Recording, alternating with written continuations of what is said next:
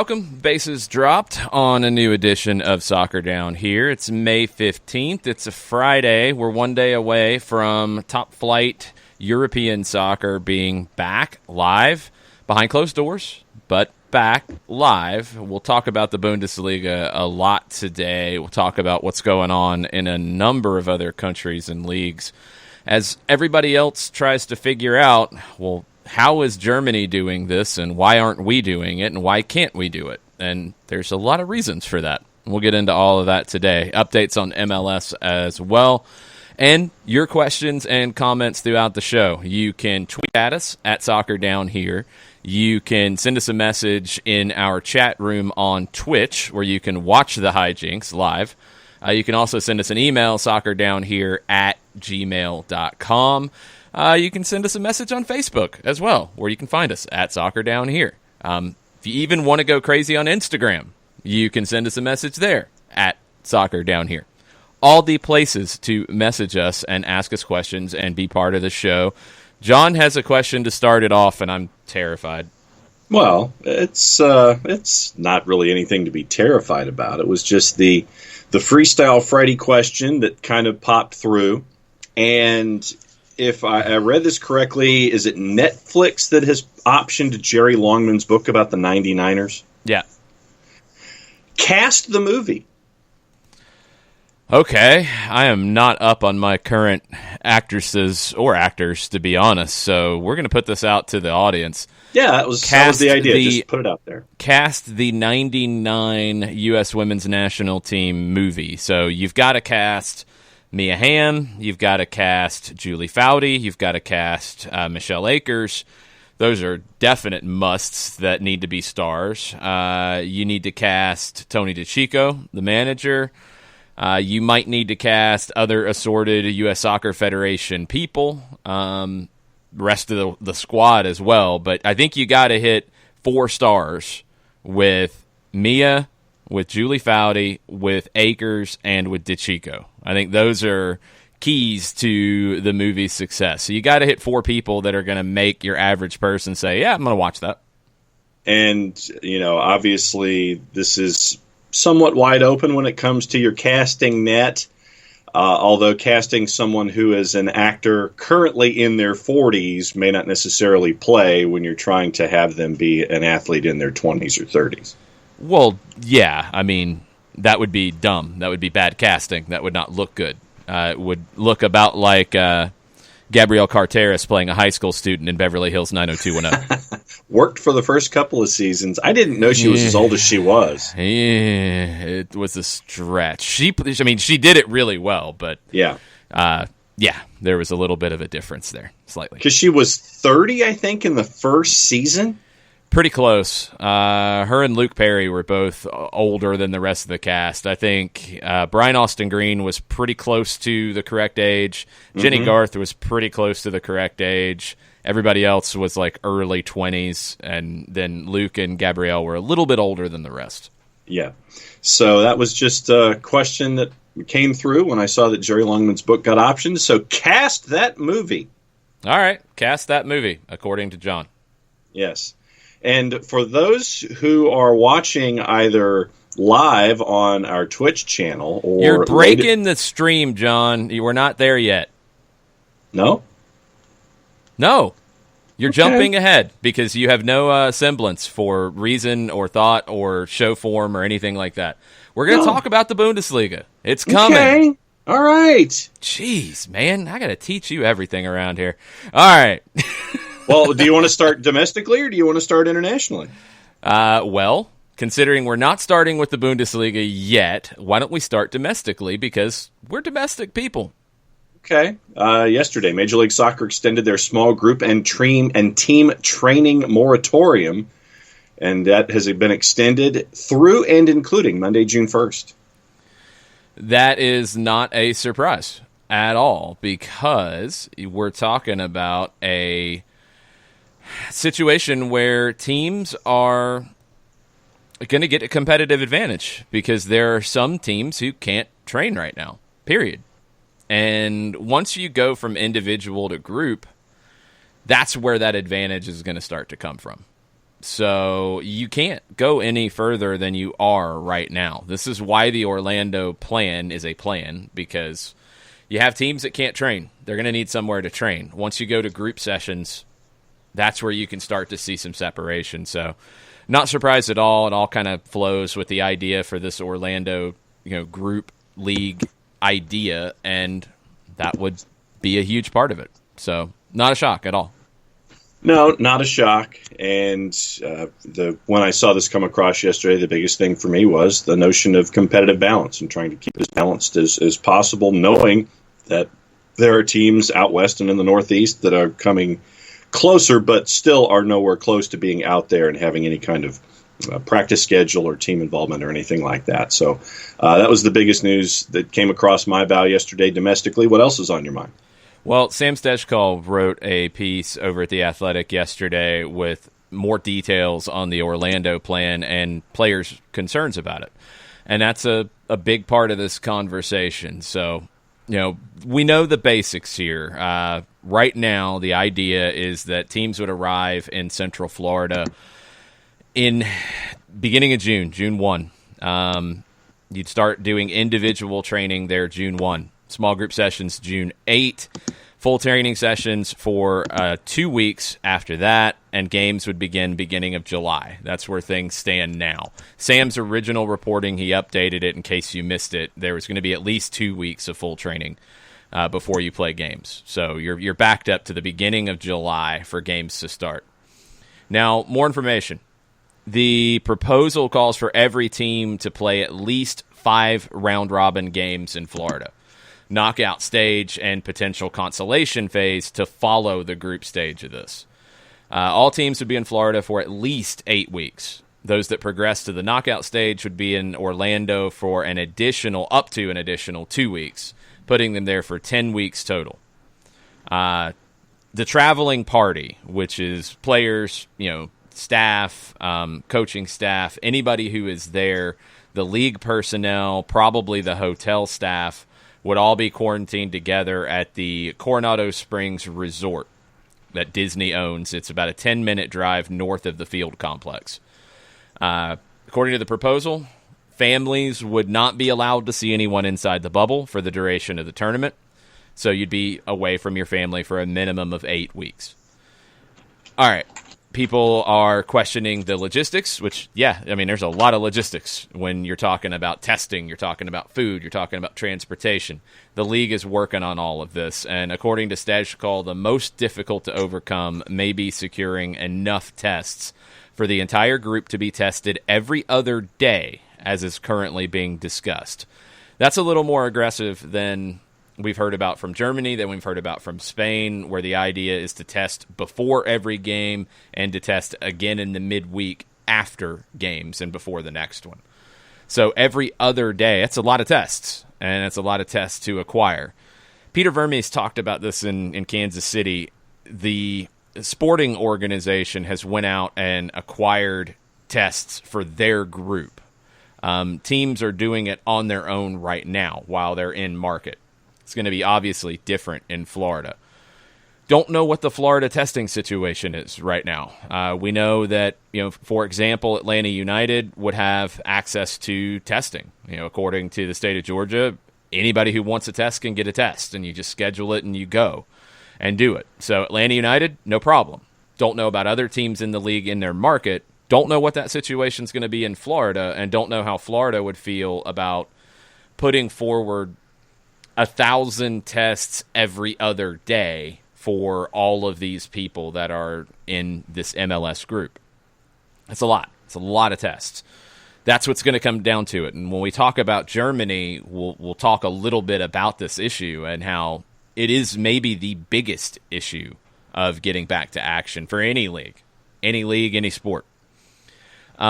The MLSPA was informed of the proposal about a week ago. It was late last week now. I believe there had been some conversations leading up to that, but nothing concrete, because we've heard about a hub idea for a while now, so I don't think it caught anybody by complete surprise.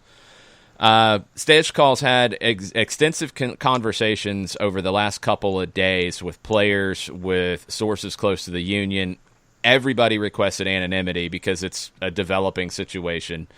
The PA is in the process of collecting feedback from their players to take back to the league. The hope from the PA is that the union and the league will be able to work together to address the questions, address the concerns, make everybody feel comfortable with the idea of going to Orlando. Probably the ideas right now are all over the place. You've got young players who are single. You've got married players with families. You've got players who have wives who are expecting right now. You've got players with children or wives who have medical issues. You've got a lot of different things at play. So it's not a one-size-fits-all kind of idea here. Health and safety seem to be the biggest concerns from the group of players, according to what Stejkol's hearing. A lot of people have a issue with housing the entire MLS traveling party at the same hotel. Coronado Springs is a large spread-out facility, but the idea of one member of the bubble contracting COVID-19 and then the virus moving quickly through the hotel is something that a lot of players were worried about. If the testing is there when you arrive and if it is continuing, that concern should be wiped away, along with all the protocols, along with all the ideas of making it safe. That's something that has to be concrete because the players have to be convinced, but it's something that if it is, that's the whole point of the protocols and the testing, because then you know that, okay, everybody's good. Injury risk is another major talking point for the players, talking about getting back into shape quick enough, followed by at least 5 games in the heat and humidity in Central Florida. Players are expecting some muscle injuries along that way.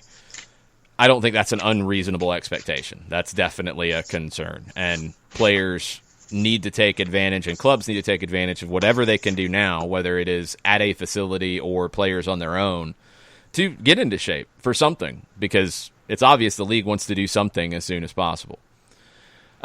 Players also, the 8 to 10 weeks being away from family, yes. I mean, that's an obvious issue here. You've got players, like I said, with partners who are pregnant. Are those players going to be able to leave and then come back into a quarantine situation before coming back into the group? Don't know. International players with partners with kids who don't speak the language, don't have a driver's license, how are they going to handle it?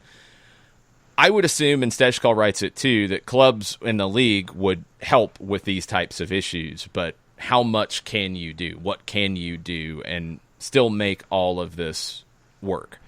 That's a huge challenge. It absolutely is. It's not going to be easy, and I think you could see, even if this goes forward, some players not be able to go or not be able to go for the entire time because of issues at home, and I think that has to be understood and has to be worked through. The big thing that it seems to come back to, and I think this is a very fair conversation as well, is the pay. Originally MLS had floated a 50% pay cut for most players. They've changed that, 20% pay cut for all players. That has been put forward to the PA. I think the push is going to come down to on the PA. When you start talking about bargaining and negotiating, look, who has a leverage here? The CBA hasn't been signed yet. That gives the league leverage. They could lock people out. They could stop paying you. Okay, that's a lot of leverage. The players have leverage in this part of the discussion is, all right, you want us to go do something that we did not sign up for. We did not expect to be doing in 2020. We are not necessarily prepared to do it right now because we didn't expect it. And you want us to take a pay cut. No. That's where the negotiating is going to come down to. And the players should use that. Absolutely. Are they going to be able to get to where there is no pay cut if they go and do this tournament? I don't know. Maybe. I don't think that's necessarily the goal, but I think reducing that pay cut is probably going to be the player's goal. Get it to 10%, get it to a deferral, get it to something that is a little more manageable. And they should, if they're going to go forward with this, because that's a big ask. That's 8 to 10 weeks away from home. I think the safety concerns are going to be an issue no matter where you're at, and they have to be addressed everywhere. But being away from home and being isolated for 8 to 10 weeks to play, which is important because the league needs it, the players need it, the teams need it, but that's not what these players signed a contract to do. So I think they're going to push to not have a pay cut, or at least have a reduced pay cut if they go forward with this. And they absolutely should. The other part that's interesting is the CBA. The Players Association, according to SDH at The Athletic, is okay with pushing the CBA terms back a year, essentially, so the pay raises and the amounts that were supposed to go into effect this year go in next year, and everything gets slid back a year. But they don't want to extend it an extra year. The MLS negotiating point is we're cool with sliding it back, but we want to keep the length the same. We don't want to shorten the length of the agreement. That's another negotiating point, and we'll see how they handle that. The players are going to have to make a decision fairly quickly. The league's going to have to move forward fairly quickly. There's a lot of logistics to figure out. Is it doable? I think it is. Is it doable this quick? The longer it takes to make next steps, it's going to be harder and harder. My biggest question is the testing capacity. And the testing capacity, I think, has to be a question for any organization like this, whether you're talking about if we're talking factory, if we're talking large office space, if we're talking a sports league, the only way you can ensure that you know who has the virus and that it doesn't spread is testing. I think we understand that. Testing doesn't solve it if somebody gets it. That's a different conversation. But at least then you know, and you can move forward in the right way. If you know that everybody is clear going into a training session, you can train normally. If you know that everybody is clear going into a match, you can play fairly normally, except with fans.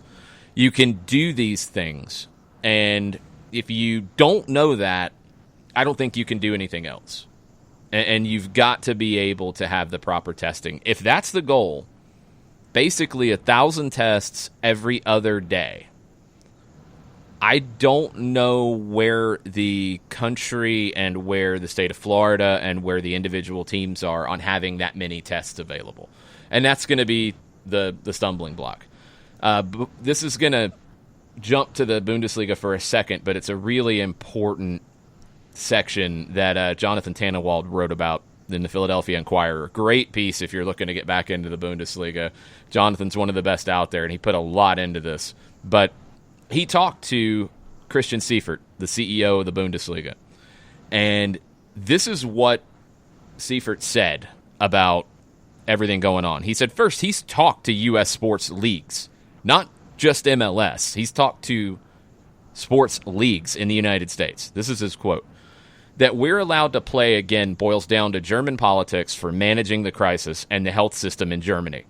If I were to name the number of tests that I was asked about in teleconferences with other professional leagues, with American professional leagues, with clubs from the NFL, the NHL, Major League Baseball, and others, and I tell them how many tests are possible in Germany, they generally check or there's silence because it's just unimaginable in the situation over there. That's why Germany is coming back. They're able to test. And when you can test, you can then identify, isolate, handle, like Cologne. Dynamo Dresden, we talked about it.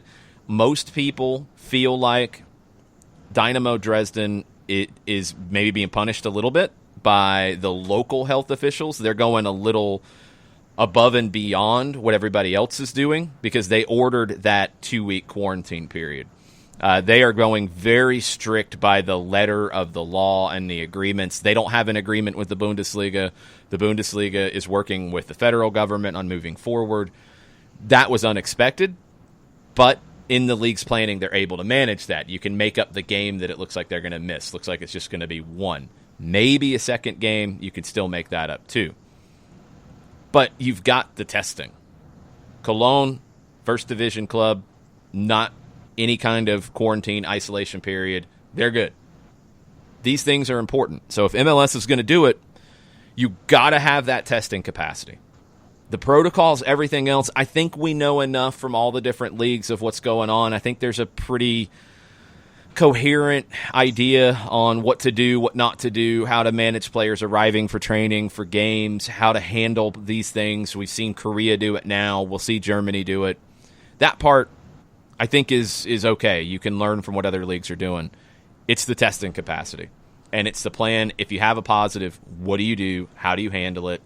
And then dealing with the players and their own lives that they've got to handle as well. You've got to be understanding of that, because this is more than what the German clubs are asking their players to do.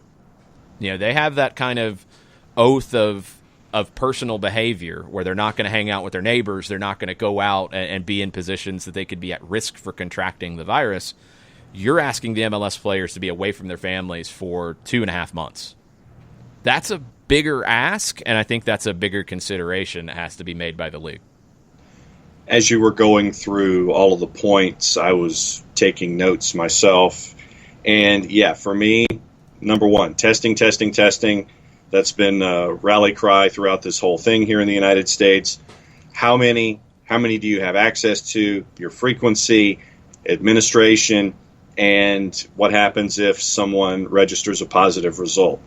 The logistics, housing all of the players in certain locations, making sure that they don't necessarily intermingle. How do you control your traffic patterns? Who stays where? What are the access points? How is the in and the out handled when it comes to protocols and housing and all the logistics? International players, you mentioned that. For me, I think it comes down to part and parcel the support systems that have already been put in place by the teams that they're a part of. And I think that also plays into the notion of good morning to your Coke Energy as well. Yes. But the notion of the support systems that have been in place under normal circumstances with all of the teams in Major League Soccer, and how those are expanded or reinforced with international players who have situations either with displaced families, separated families, problems with native language, etc. And then the pay issue, obviously, yeah, you're looking at that and you wonder if it's going to be percentages, decreased percentages, deferrals, and that just gets hopefully worked out over time. But those were the 4 points that I saw as you were going through the Stage Call article this morning. Turner Kirby with some information for us on Twitch. According to Worldometers or Worldometers, depending on how we want to pronounce it, Florida has about 28,500 tests per 1 million people, 609,000 tests total. So if you're going to do, let's go the 8 weeks part of it where everybody would be there, and if you do a consolation, that might be separate. 8 weeks, 30 days, I'm just really going off the top of my head here. So 30,000 tests is what you need. Florida has 609,000 tests total. Don't know what the turnaround time is on those. You'd need them to be some of the quick tests as much as possible. So 30 out of 609 right now, and that could increase by the time we get there. It should. That's what everybody is saying, that the testing capacity is only going to continue to grow. So in a month, in 2 months, by the time you're a month into this, is it going to be more than that? I would hope so. So it feels okay. Like those 5% of the testing capacity, yeah. Yeah, those numbers feel okay. Now, what I wonder is, how is the testing initiative going in Florida? You know, are people who are not showing symptoms, not interested in doing it, are they just, you know, not taking tests? Or is it in a case where everybody wants to take a test so they know? That's the part we don't know. Turner with more information, which is really helpful. Thank you, Turner Kirby. Germany has 37,000 tests per 1 million people. So Florida is a little less than that. Maybe they can ramp up to that. So it's not completely out of the realm of possibility just in Florida that you're okay. Now, I don't know if teams are going to be asked to acquire tests in their own markets and bring them. I don't know the process. I don't know if that's possible. That's maybe possible as well. So, okay, I feel a little bit better about the testing capacity. And I like that they are very aggressive in it, because I wouldn't feel comfortable with it with that many people in that tight a space to understand, okay, if somebody catches it, we're going to know and be able to isolate that person quickly. If you're doing that much testing, yeah, you should. You should be able to handle it. And I feel like we have to keep reminding this stuff because it is very important about it. Because, look, we can all get scared and freaked out whenever we hear anything about somebody testing positive and what that means for anybody they've been around. We talked about Rudy Gobert. One other player in the Jazz organization tested positive. That's it. We've seen a lot of teams now that have had players test positive, and it's generally like 2, 3. Besiktas yesterday, we talked about it was 8. We've seen some others where it's in that kind of ballpark, but it's been handled and brought back down. Even Italy, when you had some wider spreads within organizations, it was identified, it was isolated, brought back down. Now we're starting to see in the White House, we've not heard about another positive test outside of the valet and the press secretary for the vice president. It didn't spread throughout the whole organization, or at least as far as we know.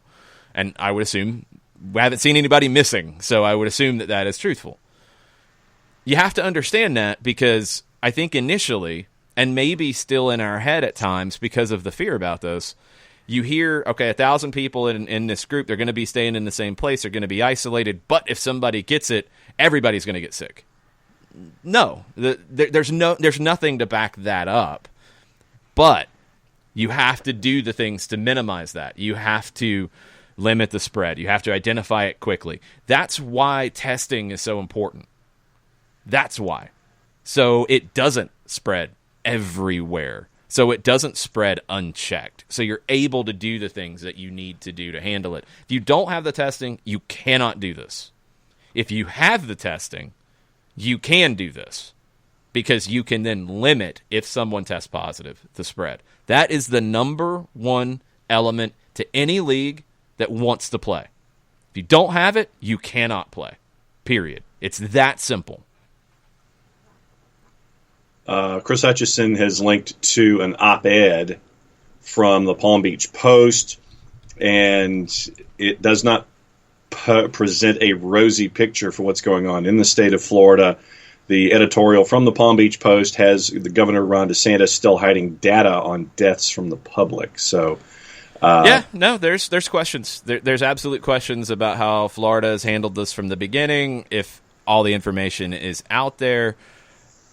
But, and this is where I'm just really frustrated with everybody involved in all of this right now, because you've got some parts of the conversation, there's more deaths than we know about. You've got the leadership saying, you've got the president and his people saying there's less deaths than reported about. What is it? You know, I mean, we don't know anything because it's all over the place. If it's more, it is more, and people have suggested that it could be in the 110,000 nationally more. Okay, that's more. That's bad. That's horrible. That's also not changing the conversation we just had. That it's not spreading through groups where testing is in place in these rapid numbers. It is something to identify and deal with as quickly as possible, and you handle it. That's what it is. The testing will help support that. Look, Ron DeSantis in Florida is doing this for money.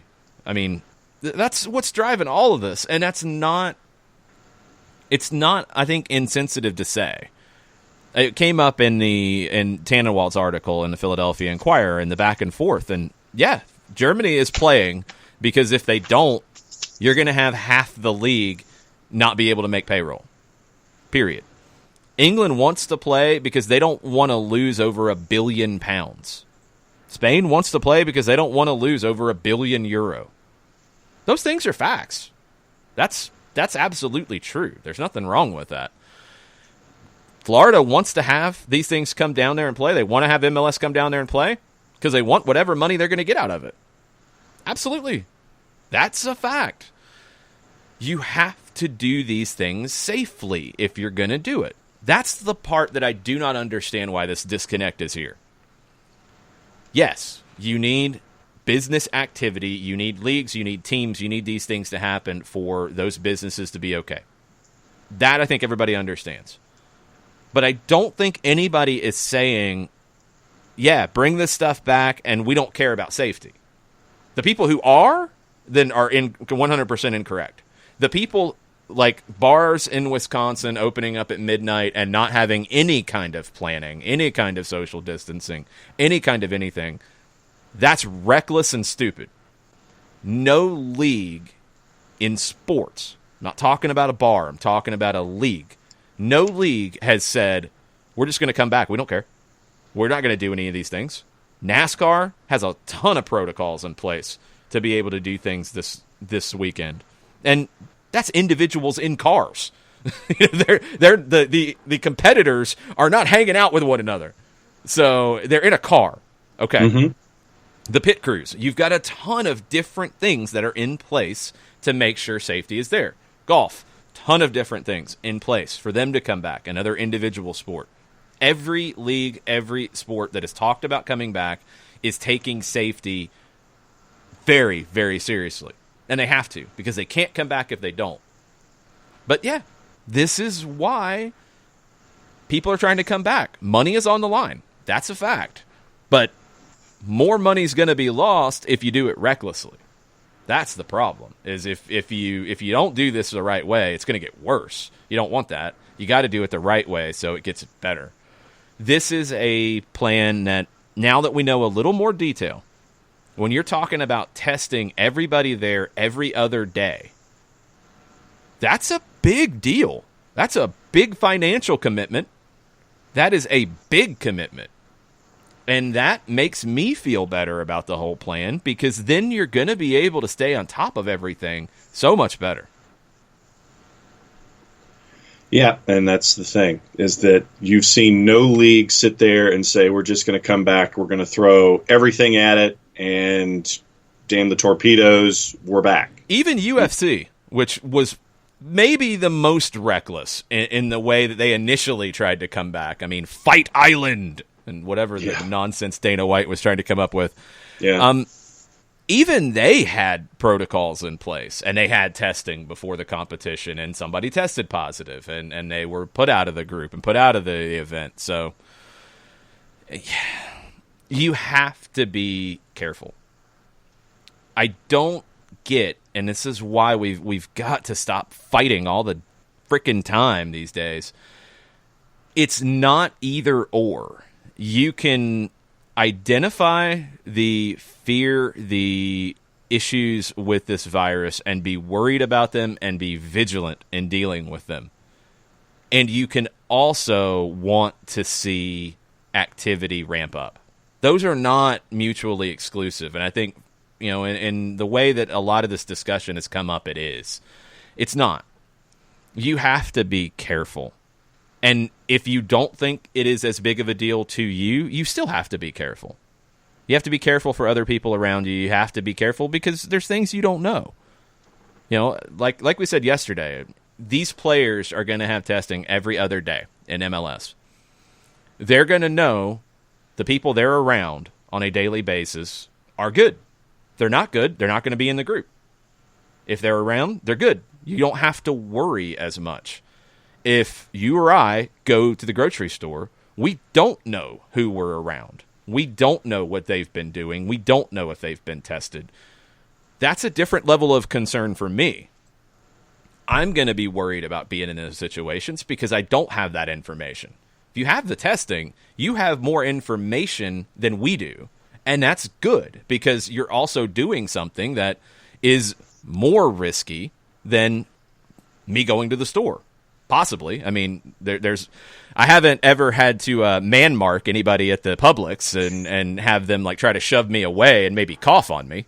I need that loaf of bread. Yeah, I've never been boxed out in the bread aisle at Publix, but maybe there's a first for everything. The more information, the better. And this is a pretty well thought out idea. The testing every other day is such a big element. I know I've said it about 20 times. But it's such an important part of this because we're leaving that part of this out a lot of times when we're talking about, well, how does the NBA come back? Testing. They've got to test everybody so they know what's going on. How does the NFL play this season? Testing, 100%. I don't want to be in the offensive line blocking somebody and having them breathe and slobber on me and all that if I don't know they're good. Testing, period. All the other protocols, look, we know enough about that. But testing, it is really that simple. Testing is not a bad thing. It doesn't solve everything either, but you know what you need to know, and you can act accordingly. That's what we need. Do you want to go ahead and hit the breaking news, developing news sounder for what's going on overseas? Ay, Dios mío. Hold on. Hold that thought. Is it breaking news? Yes. Okay. John Nelson with breaking news.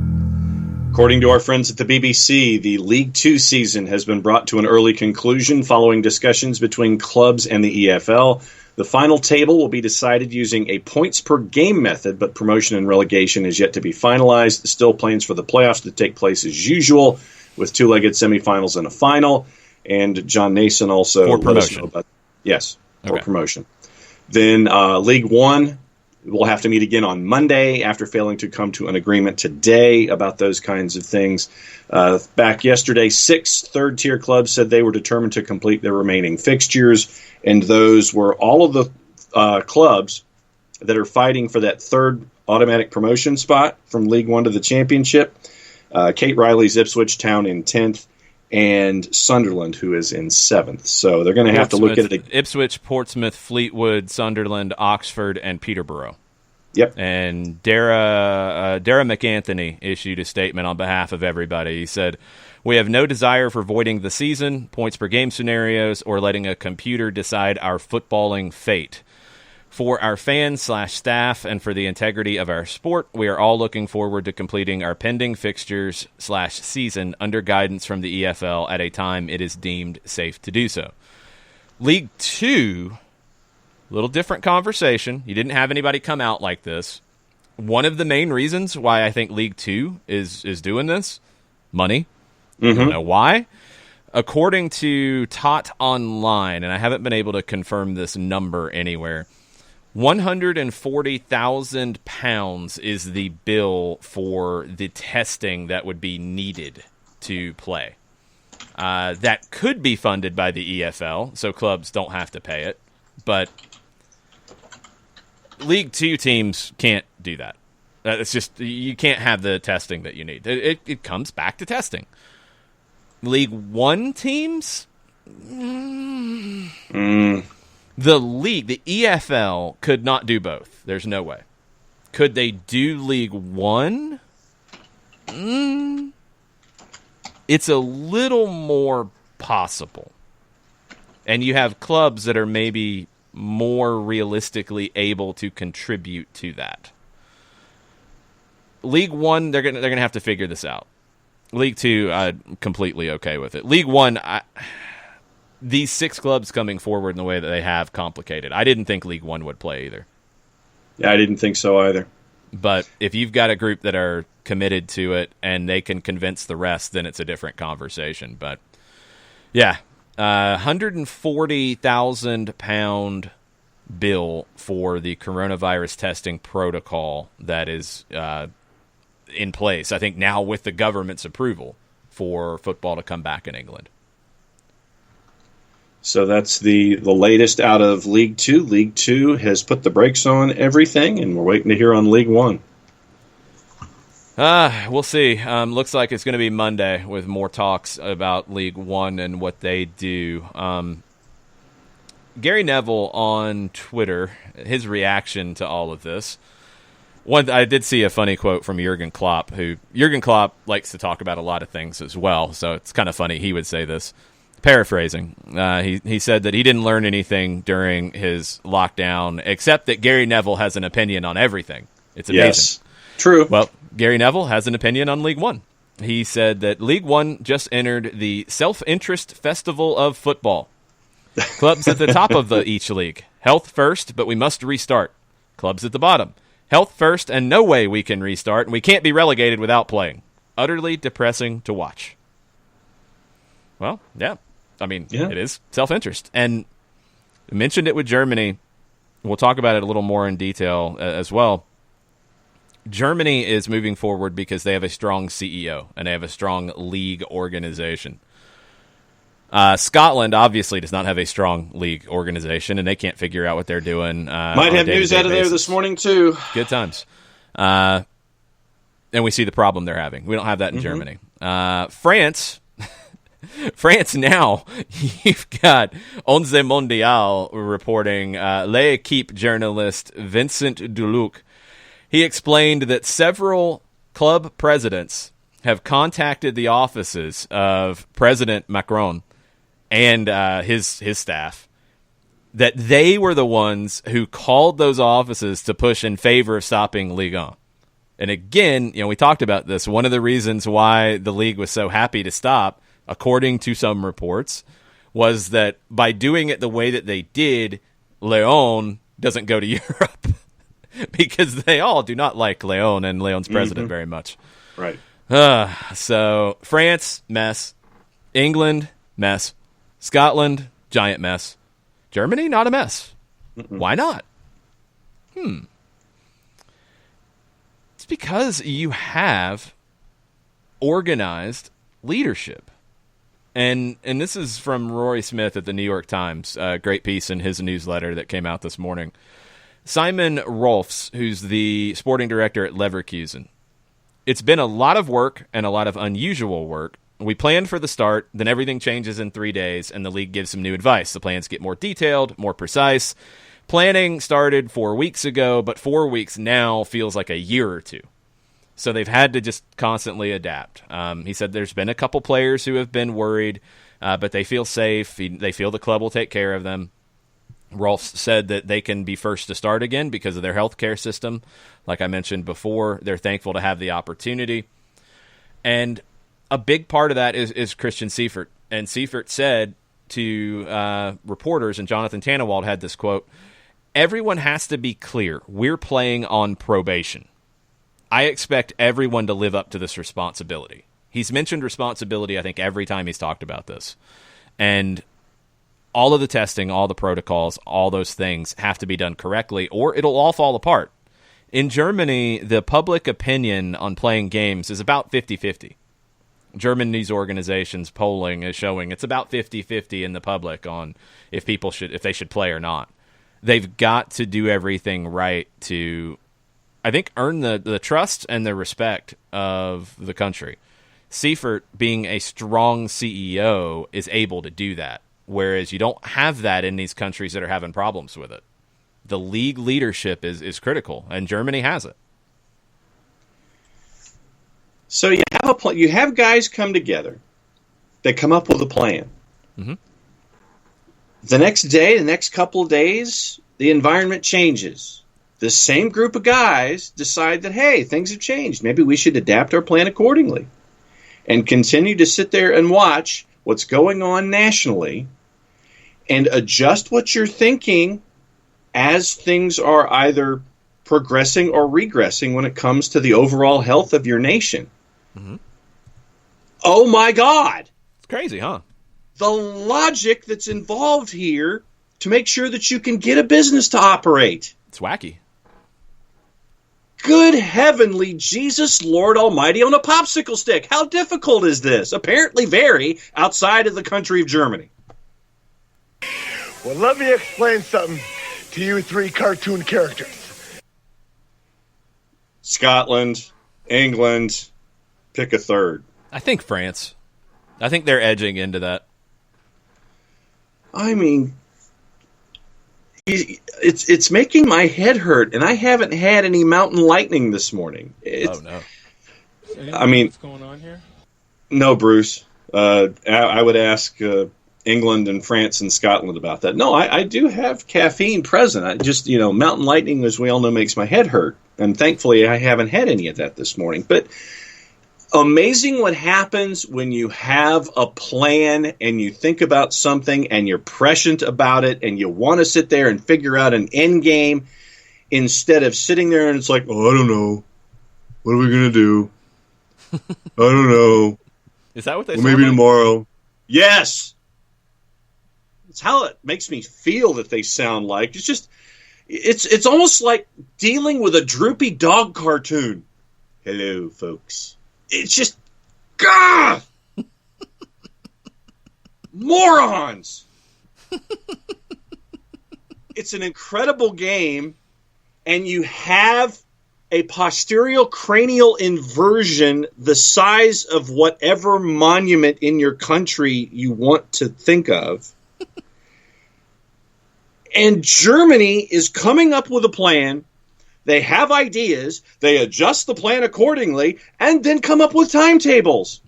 Oh, my God. Germans always make good stuff. Sometimes. Yeah, right now, they're leading the way.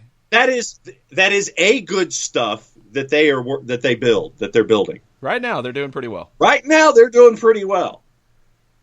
But the other cartoon characters in the European theater are overly reactive instead of being proactive about something.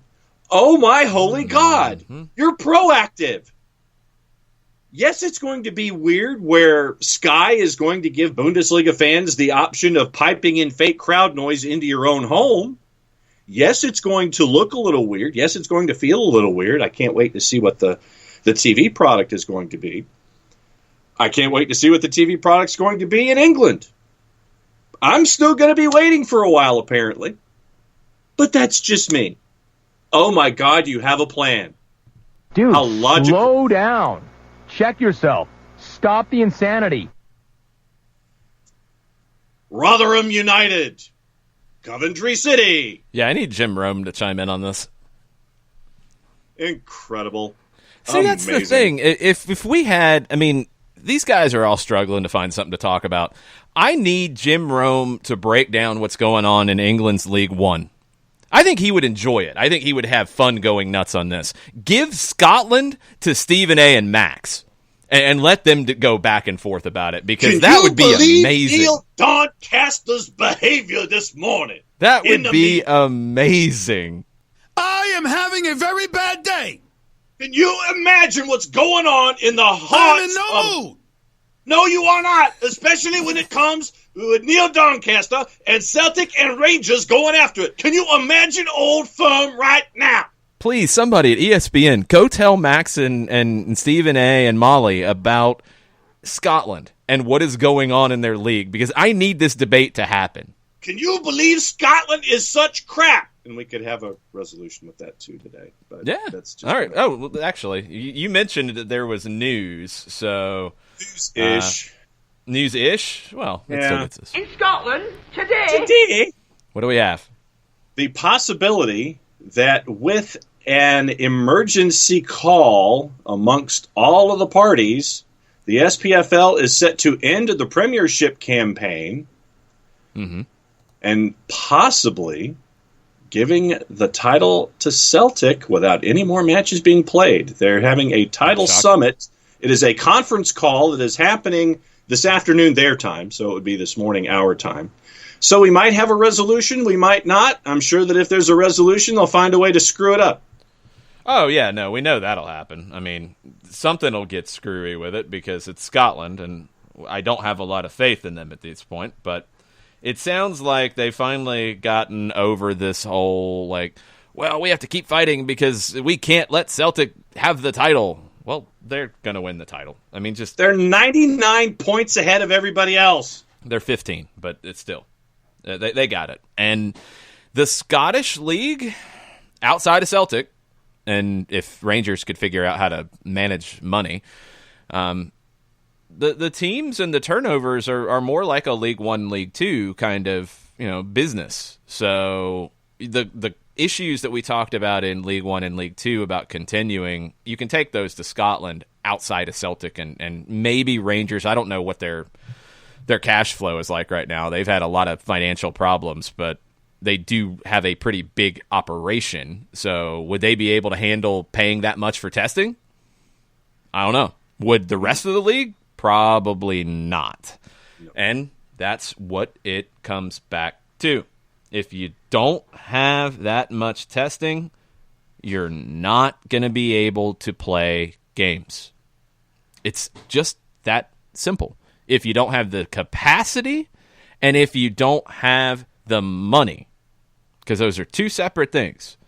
Germany has told the leagues around the world, in the United States, hey, this is what we are doing on the testing front. And other leagues have had their minds blown. And that's not, no. I mean, John's over here making like head exploding symbols. That's not about the planning. Like he's not, they're calling to get the planning. But then they're like, well, we can't do that much testing. And I'm assuming it's two reasons. They don't have access to that many tests, or they don't have the money to pay for that many tests. Right. Probably Probably more of the former in the U.S. in some parts of the country. Maybe not everywhere. And that was why that's why I said over and over again, every other day is MLS's plan for testing. That is aggressive. Mm-hmm. That is big. And that is the only way you can make something like this work. Now, that is if you are in an isolated period for 8 to 10 weeks. Would they have that level of testing when you go back to your market? Don't know. That's going to be, if everything moves forward, that's going to be mid-August.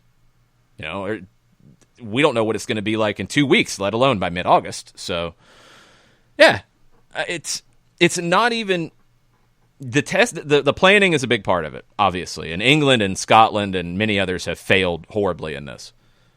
But then the next step is testing access and cost. And that's going to stop some, even with a plan. Scotland finally got over throwing iron brew at each other and figured out that, okay, haggis. Let's move on. I don't want anybody to throw haggis at me. Jeez. They've decided to move on, but the Premiership probably doesn't have the testing capacity or the money to make that happen. So they can't finish their season. The lower divisions already made that decision a while ago. So you move on. And that's now where we are in Scotland now that they've stopped burning themselves over and over again. For now, anyway. Give it a day. They'll start fighting again. That's what they do. Mm-hmm. And they'll throw haggis at each other. Nobody wants that. Because, nobody wants it, but because of their levels of stupidity, you have to think of the ugliest thing that you can think of that they would throw at each other, and it's not going to be a pie. There's some pies that I wouldn't want to. I mean, and we're not talking like Boston cream pie. We're talking about like a steak and ale pie. We're talking about that kind of deal. And there's some that I don't want to get hit with. I don't want a chicken pot pie in the face. No, that only happened at the Bender household. That's sticky and gross. Yes. Don't want that. No, just if you got Stephen A. to go. I would love a Romian rant about the European soccer situation, specifically Scotland and England, because I think it would be epic. Oh, it'd be great. Amazing. They need something else to talk about. Somebody let them know about all this nonsense, please. Go tell them and say, we're asking for a good 2 minutes. I just want a 2-minute good rant on it, and we'll be in good shape. Mm-hmm. All right. We've got stuff. We've got a lot of Bundesliga to talk about. Nick Alifi's very happy in the background that Italy is being viewed as rational during all of this. And that's true. Mm-hmm. They're looking better than a lot of these other leagues in Europe who are crazy. Some odds and ends before we get Mike Conti on the line here in just a minute. All right. The odds and ends section of this show. Austria. Okay. Oh, no, first, there's one in the Bundesliga. No, we'll get to that in a second. Austria. Lask. Leading the league table. Mm-hmm. They are being investigated for starting full team training when only small groups are allowed. They could be fined. They could have a point deduction. They could actually, according to the league bylaws, they could be automatically relegated. How amazing would that be? Yeah, you guys started practice before everybody else did. You're relegated. Relegated. That'd be great. In the Netherlands, there was a case brought by the two clubs that would have been promoted if the promotion relegation had been allowed to happen this year. Judge ruled in favor of the Dutch Federation. No promotion from the second division, no relegation. The season did not happen in the sense that promotion relegation does. It happened only for European placement. That is it. Russia, the Premier Liga will restart on June 21st. They will use the 5 substitutions per match. They've got 8 rounds left to play, and Zenit leads by 9 points over Lokomotiv Moscow and Krasnodar. June 21st. Portugal. Couple different elements. Porto has had 1 player test positive, not a first-team regular. He's been isolated away from the rest of the squad. The name hasn't been revealed, but he is described by Tribuna Expresso as asymptomatic, no other positive tests. So Porto's dealing with that. A second division club in Portugal, Académica, is requesting financial help from the league and the federation, and I'm assuming there's some kind of process for this, like a grant process or something in Portugal, and we're starting to get to that point. You know, a mid-table second division club needs some help financially because they're not going to be able to make it right now. And one more from Serbia. Serbia is a winner today. Serbia gets a gold star today because they are using common sense. Their league right now, 16 teams in the first division, 16 teams in the second division. They will not have any relegation after the season ends. They will have promotion. They will have 20 teams in the first division next season. They will have 18 teams in the second division. They're going to have promotion from the league below that.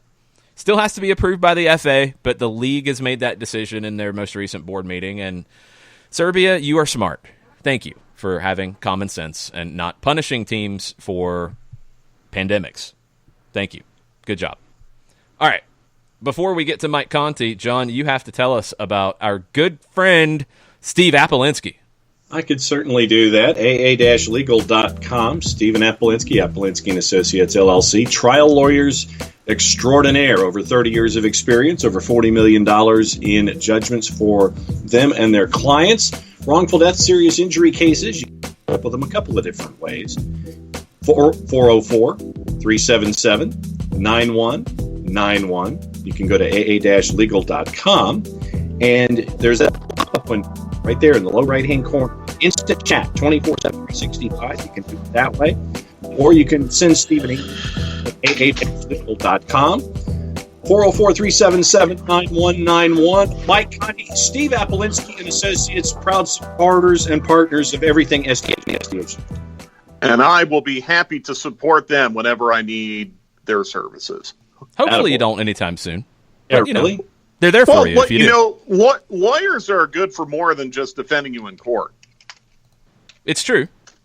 You know, they have all kinds of handy tools in their tool belt. I think Steve Apolinsky has a very skilled tool belt. Yes, I believe so. Yeah, no question about it. No question about it. So it's I feel bad for lawyers. They're kind of like dentists. Like they serve a really important role in our society, and they're very, very helpful and needed, but you don't necessarily look forward to seeing them. True. Yeah. Especially if you're a dog, you don't want to go to the dentist. No. No. Oh, heavens, no. No, Had not that at this all. week.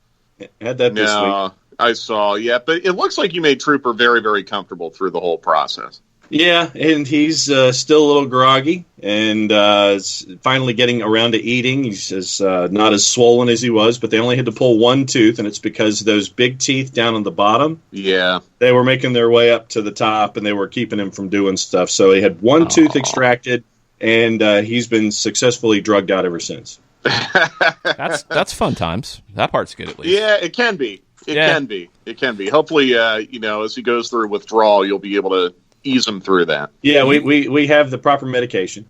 That's Mike, good. you guys have a dog birthday today, right? Well, yeah, kind of. So Fred has been with Leanne now for 10 years. This is gotcha his day.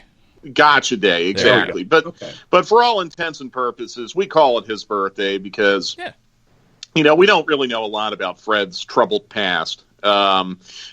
Speaking of troubled past, it was kind of funny, but kind of not. We took him into the vet one day, and they had to run an X-ray on his knee. Fred had ACL surgery a couple years ago, so we're looking at the X-ray, and there's like a weird blob, or blob's probably a wrong word, but like a dot in his hindquarter. And I asked the vet, what's that? And she goes, oh, that's a bullet. What? Wow. Apparently, in Fred's former life, he was shot. Now, it could have been like a hunting accident or a stray bullet. No one seems to know. I mean, it's not like he was down cold blood in a drive-by or anything. But, it's just your dog lives with you for so long, and then you find out, wow, he has a gunshot wound, and the bullet's still in him? That's crazy. So for all intents and purposes, we call this his birthday, and it's 10 years with Leanne, which means it's about to be 9 years with me, and he's a very, very good dog, and we are just so glad that we get to keep having time with him. So I think he's going to get lots of burgers and bacon and all kinds of treats this weekend. Yeah, Nick Leafy says that Fred has street cred. Yeah. No, pretty much, right? In fact, they jumped in like, wow, you although I have about as low a level of street cred as anyone could possibly imagine. Right there with you, brother. Fred is getting birthday wishes from the SDH Nation. Oh, I wish Fred were with me today. I'm in the office. I wish Fred were with me. I would tell him, and he would probably make all kinds of noise at that. But thank you, everyone, and hopefully 10 years more, because he's just an amazing dog. He's the best dog I've ever had. He's so well mannered, so well behaved, so friendly. I know you guys have both had a chance to meet him. He's just a really good boy. It's hard to see them slow down. Yeah. Yes. You always want them to be that puppy, and it does kind of stink a little bit when they slow down, but he's still really, really happy, and he loves his walks, and, he loves helping me cook bacon. Of course he does. You need a food tester. Well, we call him the bacon inspector. So absolutely. So now we're taking it one day at a time with him. But every Christmas, Leanne and I wish for one more Christmas with Fred, and so far we haven't been let down. We have had a question on the table for us, and you need to be included in this. Do you have a Bundesliga team that you will be pulling for? No, I don't. I don't. I probably should get one. We can help you with that. It looks like this might be it for the next couple weeks at least. But I tell people the same thing with the Premier League and even Serie A, where I do have a lot of family who are big Juventus fans because they're all from Piemonte. I really don't root for a specific Premier League club, Serie A club, Bundesliga club. I just enjoy watching the matches and the high level of play. I might root for certain individuals, especially American-born individuals, but to me, I don't really care about who wins, who loses. I just want to see good soccer, beautiful soccer. And that's what I'm excited about for this weekend is we've discussed before. I think a lot of people could argue the Bundesliga might be the best league in the world right now. Certainly in the top three, but maybe the best. So, yeah, I mean, I'll gladly take any selection if I need to pour my fandom into a club for the next couple weeks. But honestly, I just really enjoy watching high-quality matches. It's like watching the Stanley Cup final. I don't care if it's the Blues and the Bruins, two teams that I don't root for. I just want to see good hockey. I want to see it go 7 games. Yeah. And that's kind of how I feel about what's to come over the next few weeks. I'm very curious to see how it will be presented on television, if it'll feel awkward, in a closed-door scenario. I've watched closed-door matches before. It really hasn't made a difference to me. What I hope is that they don't go over the top with like pumping in crowd noise or doing silly things with, I know they're doing the cardboard cutouts, but maybe going a step beyond that, making it look really goofy and unrealistic. I don't think the world feed will. Sky good. Deutschland has offered the ability for people to have fake crowd noise on the local broadcast. I don't want. I don't know about you. Yeah. I'd rather hear the referee and the player. Me too. Yes. I would learn a lot more that way than having pumped-in crowd noise. I could see it in the NFL being a little bit different because I think, and Joe Buck, I guess, had kind of spilled the tea on Fox using pumped-in crowd noise. Yeah, he tried to walk that back, so I don't know where that stands.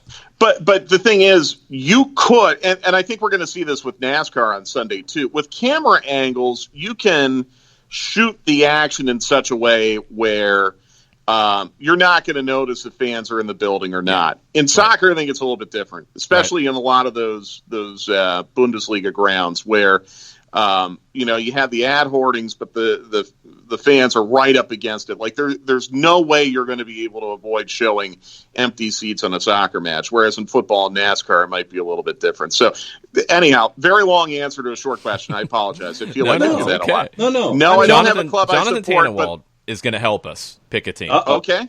Is he listening? No, he wrote a great piece over at the Philadelphia Inquirer. Okay. He might be listening if he is. The goalkeeper's listening to us? Man, I need to sound a lot smarter if he's listening. Hannah won't help us out. If he is, then maybe he can chime in. But, all right, which team should you root for? And, again, this is in the Philadelphia Inquirer, so there's a little bit of a slant. Mike will appreciate that. Doesn't really help me much. All right, if you like teams that win all the time, obviously you're picking Bayern. Bayern is your New York Yankees of the Bundesliga. There are connections in the Bundesliga to the Philadelphia Union right now. Ernst Tanner was in charge of Hoffenheim. And I'm not wearing the scarf because of Ernst Tanner, but I'm wearing it because Hoffenheim has actually done some different things in the U.S. They did a player ID camp over in Huntsville, Alabama. It was about 10, 11 years ago, and they allowed me to take some Soccer in the Streets kids over to participate. So I've got a soft spot in my heart for Hoffenheim. So I'm a Hoffenheim guy. If you are looking for Philadelphia ties, and this might be the one for you, Frank. Sorry for Mike. Frankfurt is Philadelphia's sister city. So Eintracht, did not know that. Yeah, Eintracht Frankfurt could be the one. I like Eintracht Stadium too. I kind of pull for the American-born players. I can never bring myself to rooting for anything Red Bull. So sorry, Tyler Adams. I think no anyway. RB Leipzig for you. Okay. Yeah, but I mean, Weston McKennie's at Schalke, and they've had a lot of American connections going all the way back to Tom Dooley. Exactly right. Gio Reyna's over there, isn't he? Borussia Dortmund, and they've been the one that developed Pulisic. They have had a lot of American connections as well. Yeah. I know Zach Steffen's hurt. Josh Sargent's over there, isn't he? He is at Werder Bremen, yes. Okay. All right. So, I mean, I guess I'd probably go with Schalke if you held a gun to my head. I know I think actually their first match up tomorrow, aren't they? Yes. One of the first matches up? I think so. So, I mean, if they have a history of working with American-born players and Weston McKennie's over there right now, hey, vamos Schalke. But, again, I'm more interested in just watching high-level soccer. And I think we're going to get that this week. I really do. Yeah. What I hope there's some things I'm really, really fascinated to watch, aside from the presentation of the matches. These substitution blocks and they are doing the five. Right, the managerial chess match that will ensue with that. VAR. We heard Howard Webb say a day or two ago that in this Orlando thing, they're going to have VAR, even if the camera angles aren't the best. So how is Sky Deutschland going to produce this? Or is it going to be robotic cameras, or are they actually going to have people on the cameras? Sounds like people on the cameras. That's what it sounds like, right? Yeah. But how are the mechanics going to work? VAR, I think in Germany, VAR is a centralized war room, right? Right. Yes. Okay. So are all the video assistant referees going to be masked up, or are they going to be wearing hazmat suits? Like that's a kind of tongue-in-cheek comment, but how's that going to look?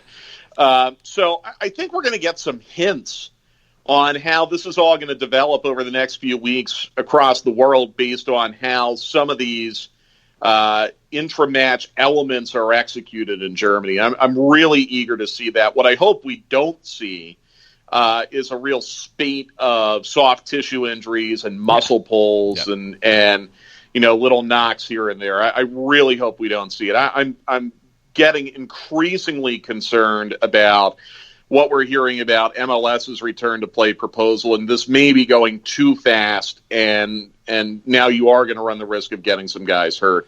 Germany's been a little bit more deliberate in terms of how long it has taken to get to this point. They spent a lot of time.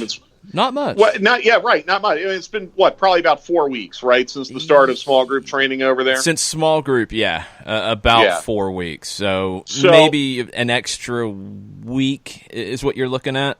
I don't know how much individual training they had before the small group. That's the one thing I'm not clear on. Great question, but I think, again, as we've talked about, a lot of the things that you're seeing say with what Atlanta United is doing with individual training are actually things that can be replicated at home in many fitness. ways. You can do a lot of individual fitness stuff on your own, definitely. Yeah. So I want to see a lot of goals. I don't want to see a lot of stretchers, if that makes any sense. Oh, yeah. And I'm just kind of holding my breath for that a little bit. I don't want to see these guys getting hurt. But we'll see. And there might be some sports science elements and some physio elements that come out of what they're going to do this weekend that could potentially be replicated here in MLS. 100%. There's a team like Hertha Berlin. If you like chaos, they've had 4 managers this year. Okay. They've never won the German Cup, and they last won the Bundesliga in 1931. Okay. They were named after a steamboat, I think. Okay. All right. Tony Sane, I think, went to Hertha Berlin when he left DC United back in the late 90s. And I know that I think Ulises Yanez, is playing for one of the U19s over there. Also, he might get bumped up to the first team. He's been playing really, really well. He's at Wolfsburg. So there's always some ties. I mean, naturally, I'm going to be drifting into the relegation battle.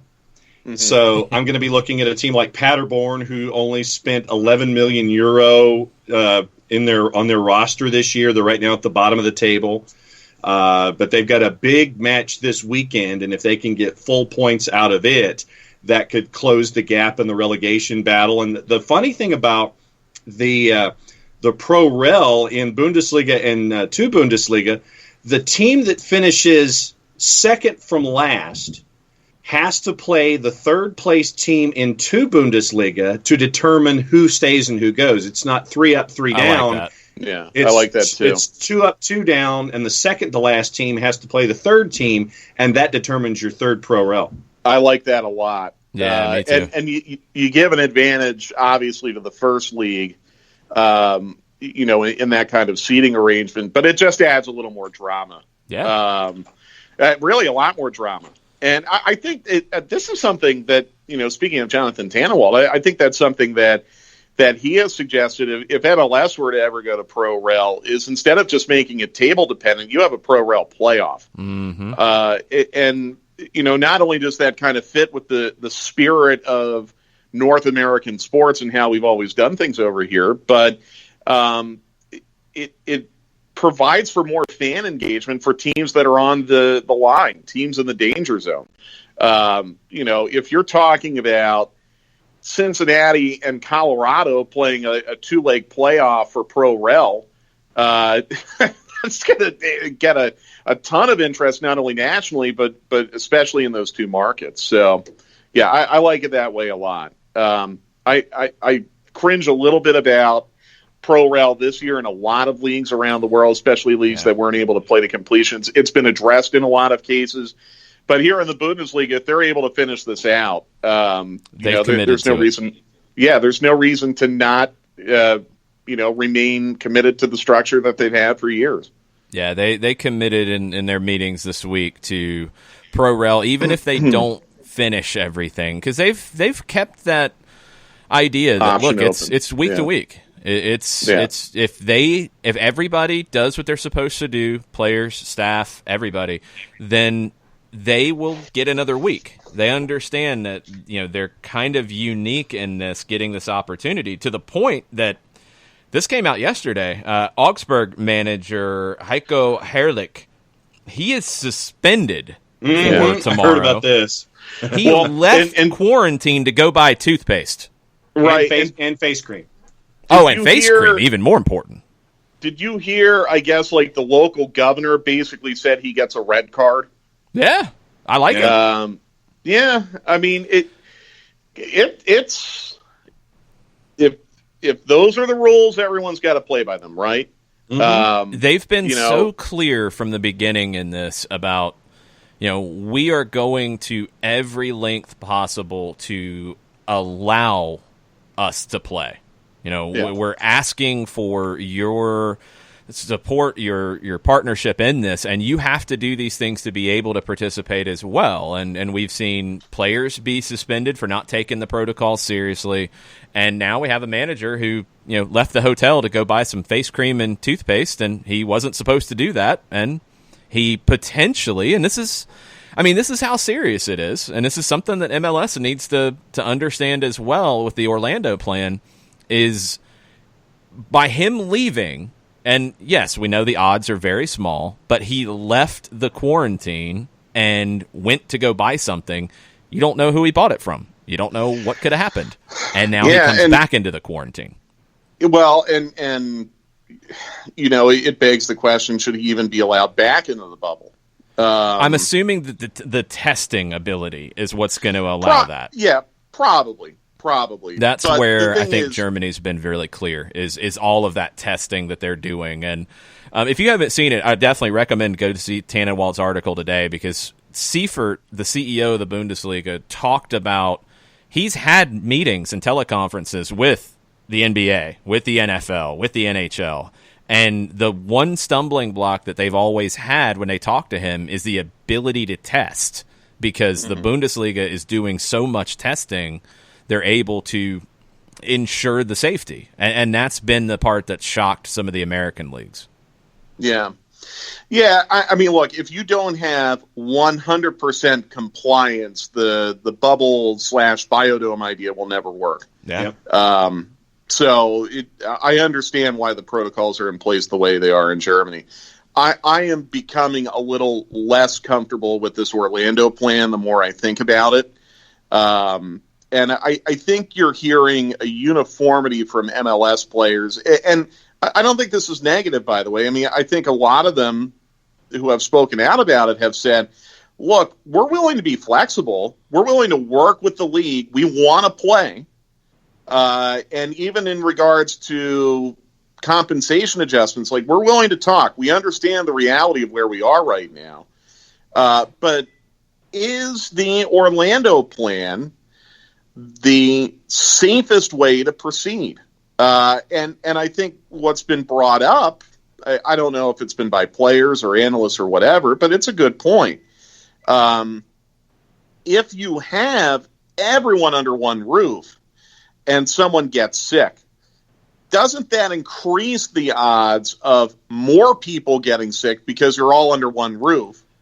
Whereas opposed to if you're in your home market and someone gets sick, it might be easier to isolate that person and move on with the players who aren't sick. And I don't know if there's a right or wrong answer to that. I don't know if it does. One element that Sam Stejskal reported in his update on this that I've talked about a lot in the first hour of the show, I think it's really critical, is the plan on the MLS side is to test every other day.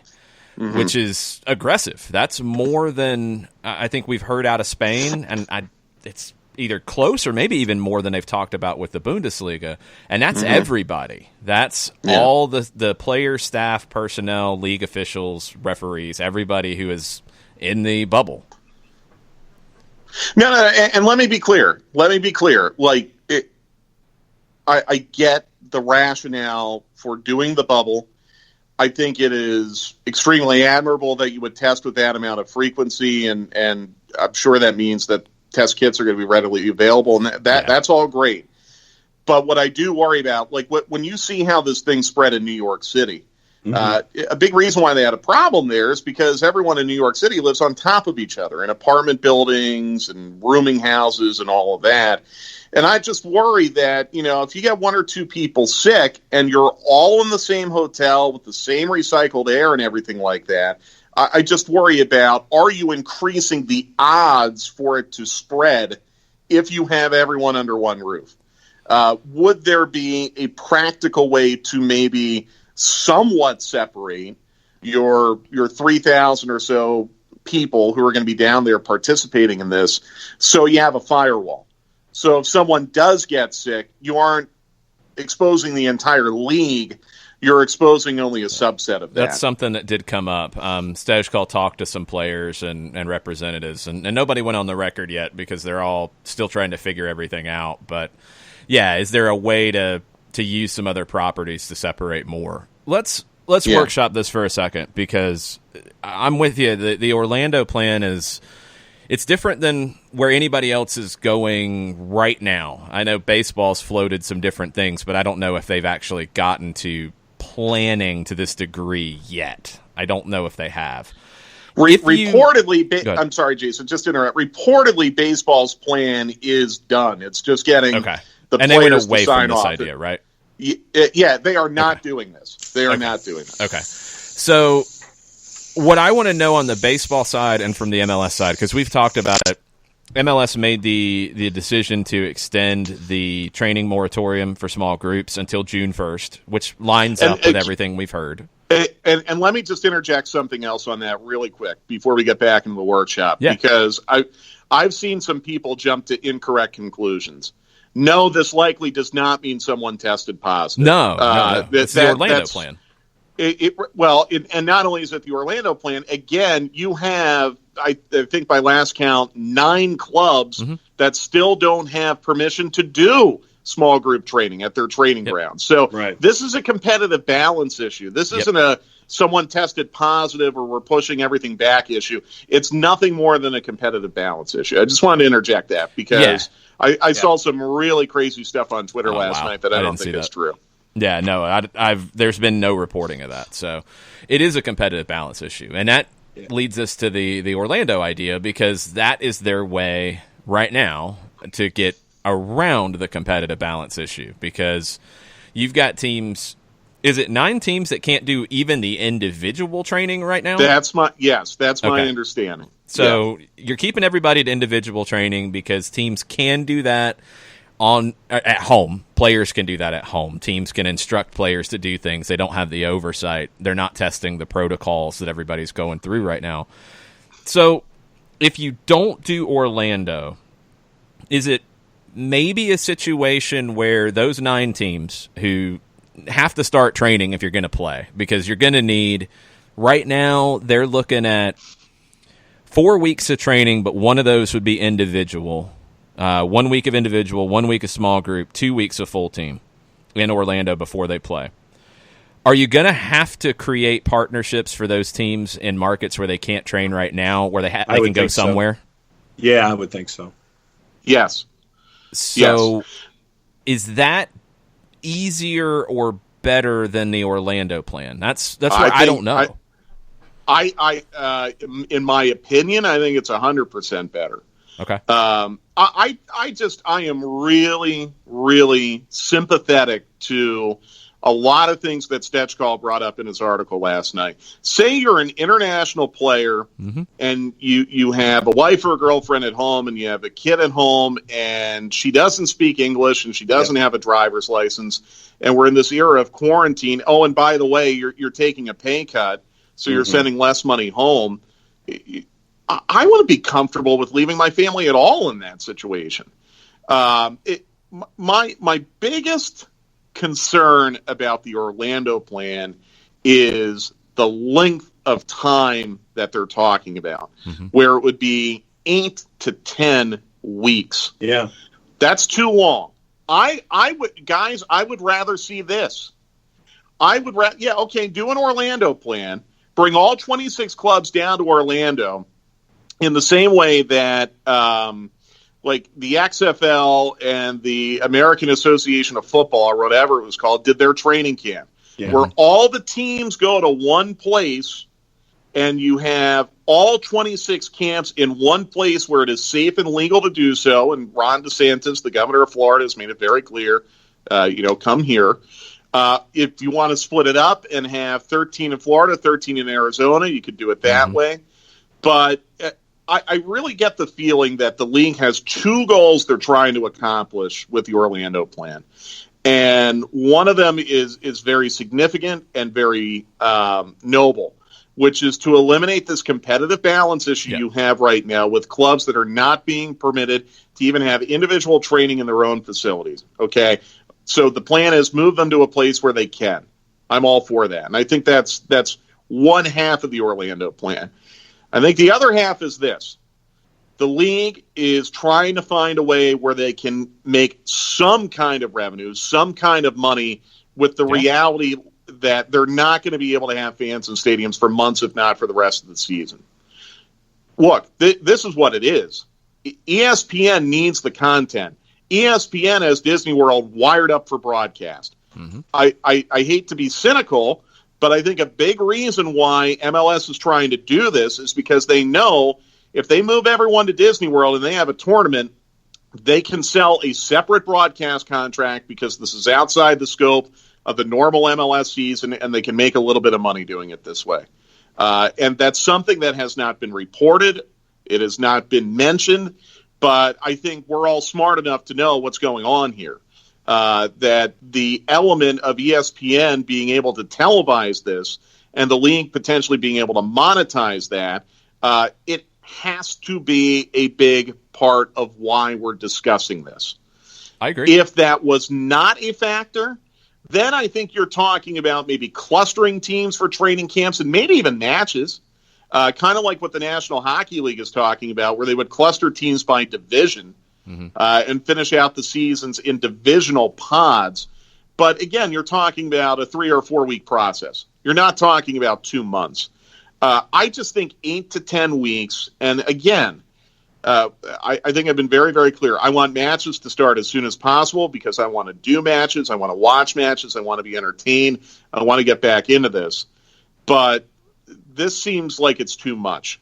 And it's not me trying to take the player side or the league side. I think everyone has the same goal. They will all of us want as many matches to be played as possible. And as quickly as possible, but I just think this is too much. I would rather wait another month if that's what it took. Wait until the end of July to maybe give states and counties and cities more time to figure out if they're going to let these other 9 clubs open up their facilities and then not do a tournament, but just resume matches with or without fans in home markets, because at least then you're taking away this stress of being away from your family for 2 or 3 months. That's kind of where I'm at by it right now. I'm growing more and more concerned the more that I read about this. But I don't know if the ball has been kicked too far down where it's going to be this or no season, or it's going to be this or no restart until September.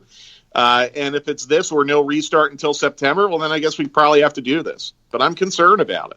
Yeah, I don't know if those last elements are there. I don't think this is the only way to play this season. I'm not. It's not there at all. It's not, and that's the thing, and that's where I get back to. This has to be an ESPN thing where they're trying to squeeze some money out of it, because there are other ways to do this. Yeah, I think that's part of it. And I don't think that's necessarily a bad thing. I mean, I think now you've got things at the table, and you're negotiating it, you're figuring it out, and we'll see where the players push and where what they want. We talked about it in the first hour. If I'm a player and I'm being asked to do this, but I'm also being asked to take a 20% pay cut, I'm saying, look, you're asking me to do something that is outside of my contract. I understand the financial implications of the league. I think everybody does. I think the players do. I think players who are in MLS understand what MLS is. But you're asking me to take a pay cut and do this? Yeah. That's a big ask. And that's going to be a negotiating point. I can guarantee it. But and by the way, just to interject again, I mean, based on the reporting from last night, it sounds like the players and the league are less far apart on the pay issue than on the Orlando thing. It's a lot of logistics on Orlando, for sure. And I think there are some really very reasonable, fair proposals that are out there, such as not implementing the new CBA until next year, taking 10% pay cuts with deferred compensation as opposed to the across-the-board 20%. Like, it sounds like they're going to be able to hammer out the pay thing. I think all of it's going to go hand in hand, though. And I think it's going to be a leverage point for the players on the Orlando idea. When you said something that you took it in a different direction about the ball being kicked too far down and you can't start until later, I think the issue that you're going to run into if you don't get the buy-in to do Orlando, you've already had teams, most of them, start doing individual training. They're going to have to ramp up here at some point. They can't just do individual training for another 6 weeks. So if you don't do this, you have to solve the problem of the 9 teams. And that's where I think the plan B comes in. If you don't get the buy-in to do Orlando, and all the reasons against it are 100% valid, and it's going to take the agreement from the players to do it. If they say no, you have to then figure out, well, do we have to do something along those lines for the 9 teams that can't train? And maybe they go to Orlando and do a training camp. And then when they are able to do events in their market, they do. A couple things that I think are important in terms of the whole idea about if somebody tests positive, then what? Spain has announced that their return protocol is 2 negative tests. I don't know if that's the same in Germany. Germany, and Dresden is one. Dresden has went to the quarantine of 14 days on a positive test. Nobody else in Germany did that. It seems like even if you are in Orlando or if you are in your individual markets, you can handle that. And if you go back and forth, that protocol for MLS has to be clear. If the testing capacity is there, if you were able to get testing capacity to every other day, then you're going to be able to manage this in a much clearer way than that idea at the beginning. Like, I mean, we were sitting there at the Estadio Azteca when Utah and Rudy Gobert tested positive, and the initial thought was they're going to have to quarantine every team that Utah played in the last 2 weeks. Exactly. Yeah. And remember, they found out that wasn't necessary. They even stopped a game in Sacramento because one of the referees had worked a Utah game a couple days before. We're way beyond that point now. You have the testing and the information, I think, to get past that. So my thing is the plan B, if you can't get the buy-in on Orlando, and that's not going to be easy to get. That's not going to be easy for the league to get. Then you have to solve the problem of the 9 teams that can't do anything, and you have to solve it now because the teams that are training can't be stuck in this limbo for another 6 weeks. Like, you have to get them ramped up, and you have to solve it for the teams that can't right now.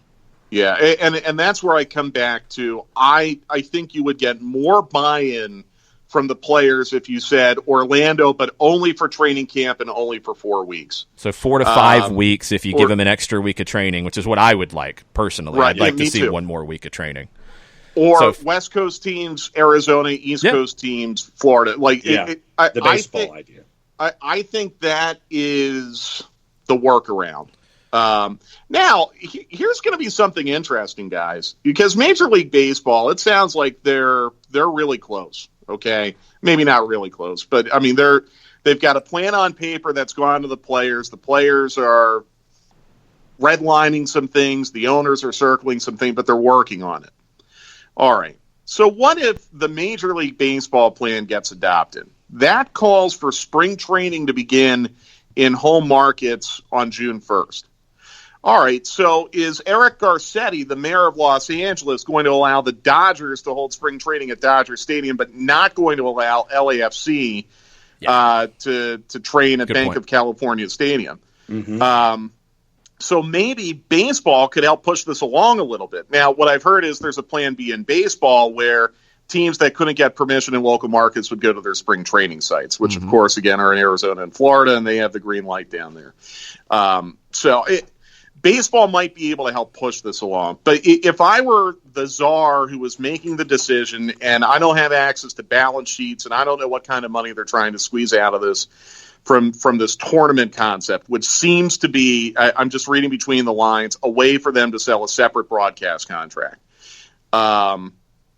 If that were not an issue, I'd say, okay, the 17 teams that can train locally, keep going, go to small group, and, then full team and whatever.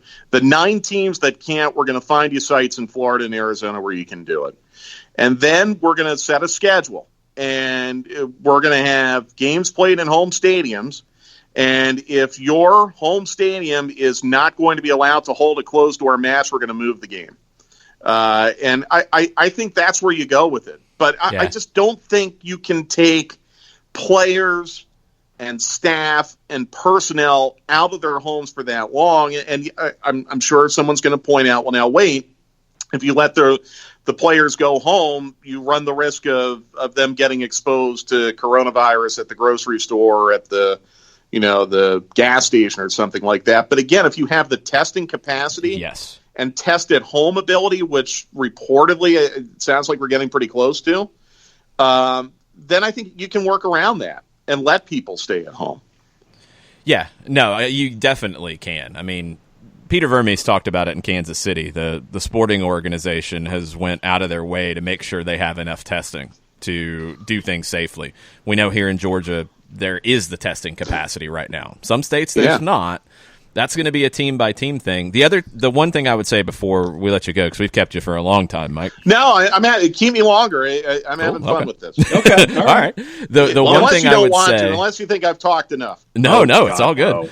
One thing I would say is I wouldn't demand that teams play in their home stadiums. They have to play in their home market. And they have to have a stadium suitable for broadcast, because we know the Mercedes-Benz Stadium, that's a big operation to open up. I'd assume Seattle is too. I'd assume Gillette could be as well. So if you have a suitable smaller venue without fans to play in that works for broadcast and checks off all the lists that you have, cool, you can do that. 100%. Yeah. No doubt about it. And thank you for that clarification. I think every MLS market would have an alternate. Seattle, for example, if the Pac-12 network has ever shown a University of Washington soccer match, that's where you go. Oh, yeah. They got Starfire over in Tequila as well, where their second team has played. Hell, go to the Tacoma Dome. Georgia Southern won a national championship there. Go to the old Tacoma Dome. Yeah, there you go. That'd be pretty sweet. That would work. Yeah. John, do we have questions on the Twitters from our conversation? We do. Let's get them. A lot of them are in the Orlando plans, so here we go. Yeah. Alex says, I keep hearing how Disney Wide World of Sports will be so great because of the facilities, but the Braves story was always how old and bad the facilities are. Is the soccer part separate and more up-to-date, or just the best based off circumstances? It's different. Yes, it's different. And the complaint about the Braves facility wasn't necessarily that it was in poor condition or dilapidated. It was not cost effective for the Braves to be as financially obligated as they were to Disney World as they would be in their own facility down in Northport. It was never an issue of the Braves facilities being substandard.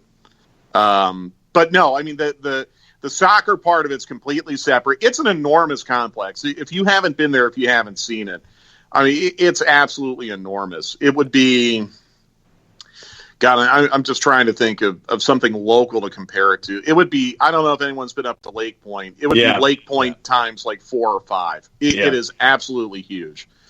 There would be zero concern whatsoever about the facilities in Orlando not being up to MLS standard. It absolutely would be.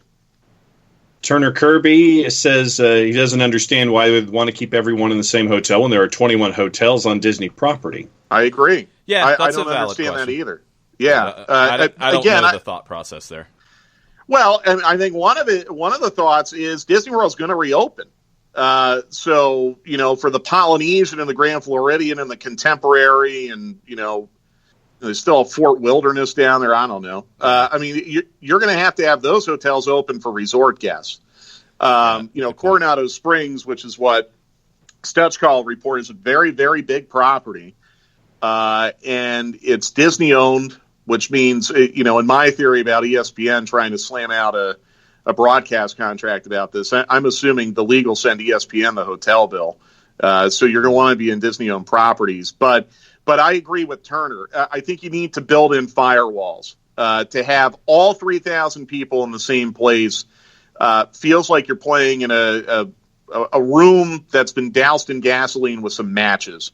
If it were me, I'd like to see some spread of that where maybe you're using a couple different properties, and that way, if God forbid someone did get sick somewhere, you run less of a risk of exposing the entire league.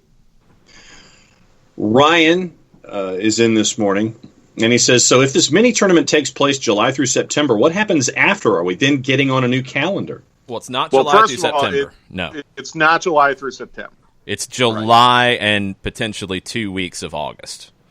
Potentially. And that part was a little vague. Like, that would be a knockout portion of whatever this tournament is and potentially a consolation phase. So it's not quite that long. I guess if you want to look at it as they leave Orlando and then how quick do they just resume activity in their home market, I don't know if you have to have a 2-week buffer. Again, if you have the testing capacity that they're talking about acquiring, then you shouldn't need any kind of a quarantine period on the other side of leaving. I think maybe that part still lingers from some of the initial discussions of this, where we had no testing, where we didn't have any way to really test or very minimal testing. If you have the testing capacity, you don't need to isolate for 14 weeks. You test. Yeah, exactly. Exactly right. But I think the plan, from everything I've heard, and I think, again, there's been this misperception, and I've been fighting it a little bit on Twitter, that the entire season is going to be played in Orlando. Right. The tournament is the season. No. That is not it. No. At all. Unless there's a new development that would make it impossible to play on past the summer.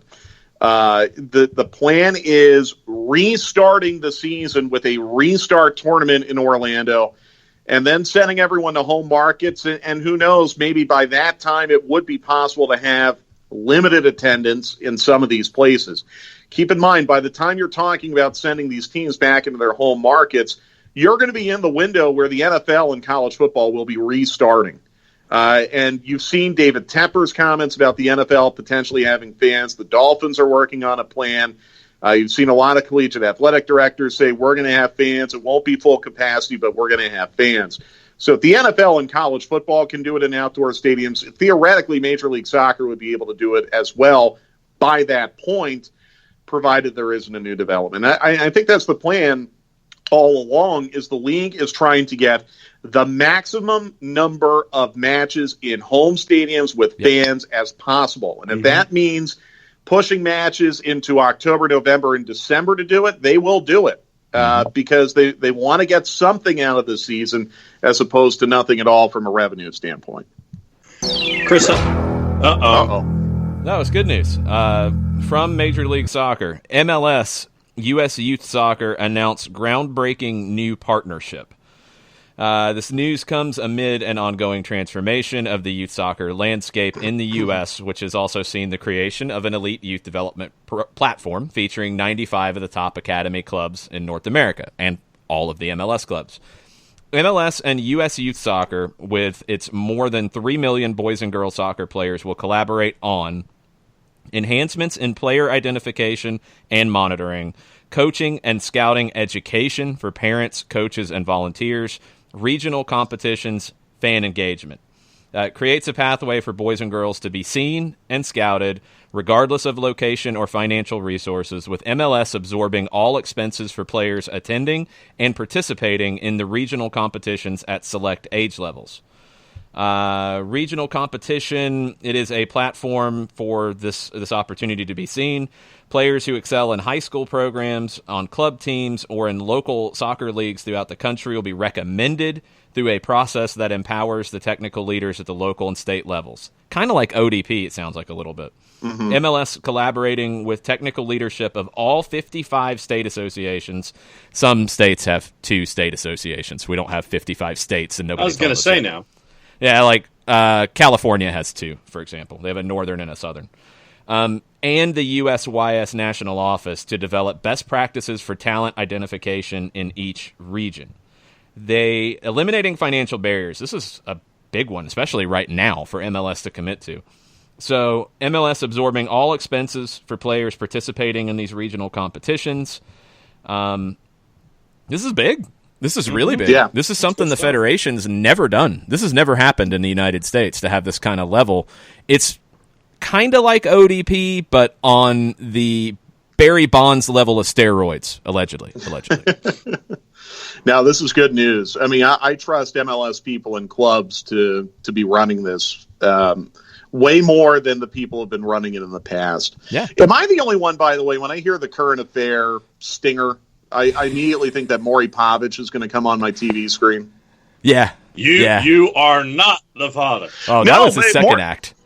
No, but Maury Povich was the host of the current affair, wasn't he? Yeah, it was him, and then it was John. Yeah, then Maury went to do the talk show. Then John Scott took over, and so yeah, I remember a current affair.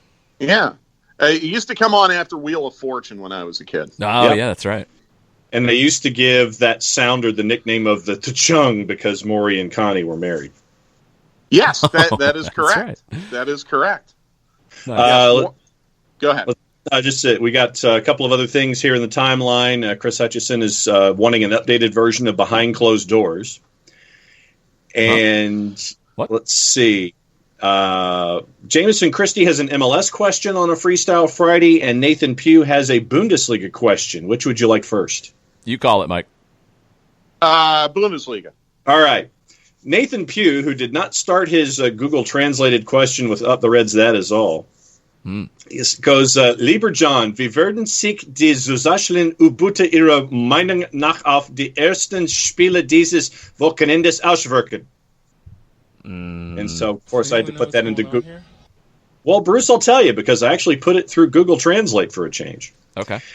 Nathan wanted to know how, and he asked me, but I'll ask you guys, how do you think the additional subs will affect the first games this weekend? I want to see how managers use it, because it's a tool you've never had, but it's not like a friendly where you can just sub whenever. You know, it's not the Jurgen Klinsmann special 6th and 7th sub in the 85th minute that changes the game. You can only do it 3 times in the run of play. You can make subs at halftime like you normally could. So you're not getting bonus opportunities to sub. You're getting 2 bonus subs. My guess, in this first week especially, you're going to see more subs at halftime than we're used to because of fitness. Yeah. Totally agree. I mean, I think as it evolves, it will become a tactical tool for managers. But I think in many respects, managers are looking at this week as, let's just get through this healthy.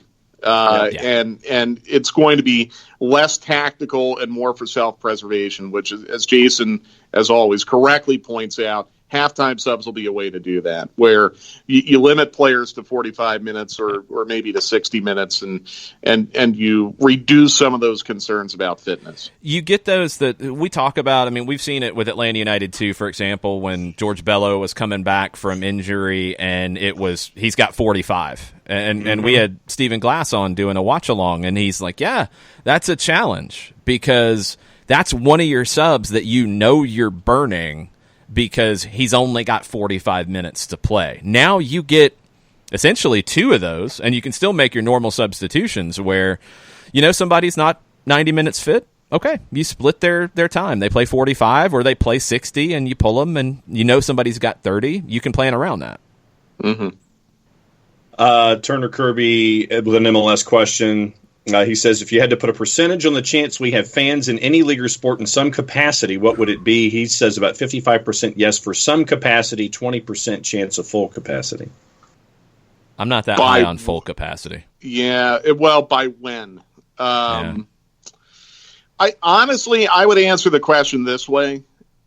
I think in some areas of the country, there is a higher chance for some or full capacity than others. Yeah.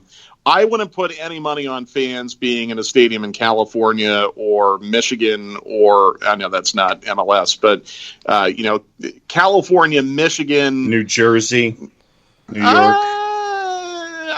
I'm not even going to go there on New York or New Jersey, because Cuomo has said that he'd like to keep the door open for this fall.